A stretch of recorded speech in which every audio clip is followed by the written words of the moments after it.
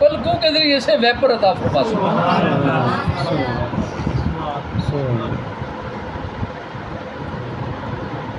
تو کیا اللہ کا شکر نہیں ادا کرنا چاہیے؟ یقیناً کرنا ہے، یقیناً کرنا ہے، اور وہی حق رکھتا ہے اور ہمارا حق بنتا ہے اس عطا کرنے والے اس مالک کی ہر نعمت پر شکر ادا کرنا، ہر نعمت پر شکر ادا کرنا، ہر نعمت پر شکر ادا کرنا۔ آپ میں سارے سانس لیتے ہیں جی،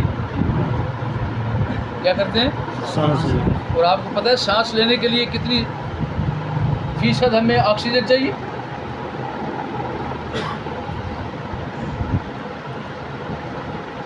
میں اور آپ سانس لینے دقت تو نہیں ہو رہی؟ سانس ٹھیک لے رہے ہیں؟ اور آپ کو پتہ ہے کہ ہمیں سانس لینے کے لیے کتنے فیصد چاہیے آکسیجن؟ ہمیں ہر وقت کم از کم 18% آکسیجن چاہیے، اور قدرت نے ہر ایک کے لیے 18% آکسیجن یکساں ایک جگہ پر رکھی ہے تاکہ جتنی ضرورت ہے میرے بندے اس کے مطابق لیتے رہیں۔ کیا مالک کا قدرت کا بنایا ہوا نظام اور سسٹم ہے، اتنا خوبصورت۔ چلیے، آپ نے سانس لیا اندر، اور اگر جا کر رک گیا تو کیا کرو گے؟ ہاں؟ اگر سانس اندر چلا جائے اور رک جائے تو کیا کرو گے؟ کچھ نہیں کر سکتے نا۔ اور فرض کریں سانس باہر نکلا تو باہر رک گیا، آپ سانس لے نہیں پا رہے، اب کیا کرو گے؟ تو سانس کا لینا بھی اللہ کی عطا کردہ نعمت، اور سانس کا چھوڑنا بھی اللہ کی عطا کردہ نعمت ہے۔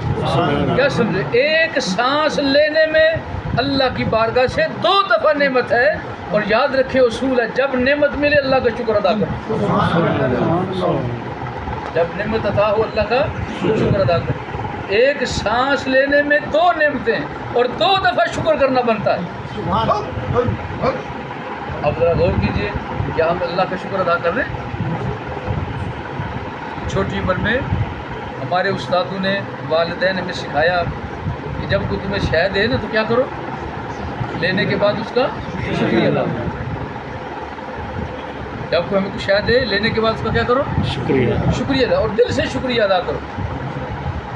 وہ جو دنیا میں ایک عام شخص ہے، وہ آپ کو چیز دیتا ہے، لینے کے بعد آپ شکریہ ادا کرتے ہیں، نہیں کرو گے آکورڈ لگے گا، برا لگے گا، بد اخلاقی ہے، اچھا کام نہیں ہے، سوء ادب ہے۔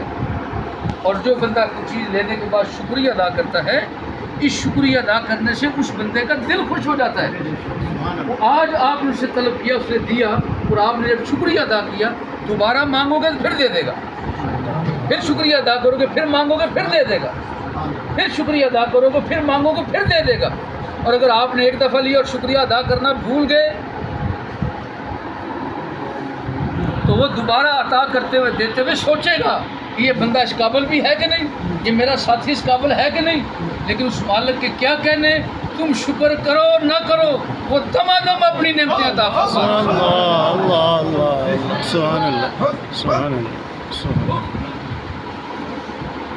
اور اگر بندہ اس کے حضور شکریہ ادا کر، پھر وہ کیا کرتا ہے؟ اور ادا کرتا ہے۔ ماتا پہلے میں نے 10 گنا دیے نا، اب میرا شکریہ ادا کرو، میں تمہیں 100 گنا ادا کر دوں۔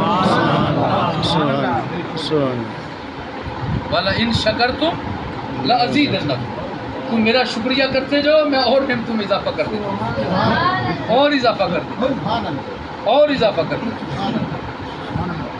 آپ ادھر دیکھیے، اگر آپ ہسپتال میں تشریف لے جائیں، اللہ نہ لے جائے، اگر کسی بیمار کرسی کے لیے جانا ہے، سنت پوری کرنے کے لیے چلے جائیں، اللہ تعالیٰ محفوظ رکھے آپ کو بیماریوں سے۔ میں صرف آپ کو سمجھانے کے لیے کروں گا، مالک کی طرف سے حکم ہے تو پھر ہم بندے عاجز ہیں، اگر اس کا حکم ہے جانا تو پھر جانا۔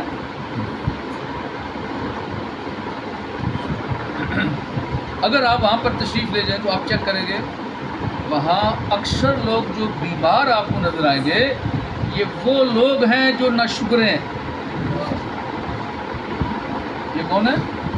نہ شکر ہیں، اللہ کی عطا کردہ نعمتوں پر شکر ادا نہیں کرتے، ایسے متکبر ہٹے کٹے بیٹھے، لیکن عجیب قسم کی تکلیف میں مبتلا، لاکھوں نہیں करोड़ों रुपया, करोड़ों नहीं, अरबों खरबों बैंक में पड़ा है, लेकिन चज की रोटी खाना नसीब नहीं है। डॉक्टर कहते हैं ये नहीं खाना, चज नहीं खाना, ये भी नहीं खाना, नहीं खाना, ये भी नहीं खाना, हो गया, ये भी नहीं खाना, परहेज चल रही है, ये भी नहीं खाना, ये भी परहेज चल रही है। अरबों खरबों रुपये बैंक में पड़ा है, लेकिन उसके खाना नसीब नहीं।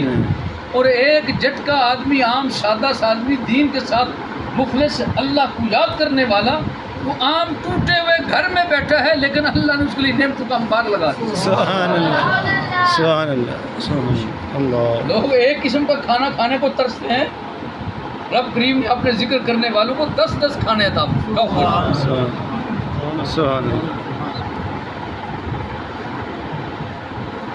वो तो इधर लुत्फ उठाते हैं, खुश होते हैं, और फिर खुश हो कहते हैं या अल्लाह, दुनिया में तेरा इतना करम है, सुभान अल्लाह, जन्नत में तेरा कितना करम होगा, सुभान अल्लाह, सुभान अल्लाह। इस जान में तेरा फजल इतना है, जन्नत में किस कदर तेरी इनायात हो, वो किसने देखा है, वो किसने सुना है, सिवाय उसको जिसको अल्लाह ताला आगाह फरमाए, जिसे बालक दिखाए। हर बंदे को देखना नसीब, हर बंदे को नेमतों को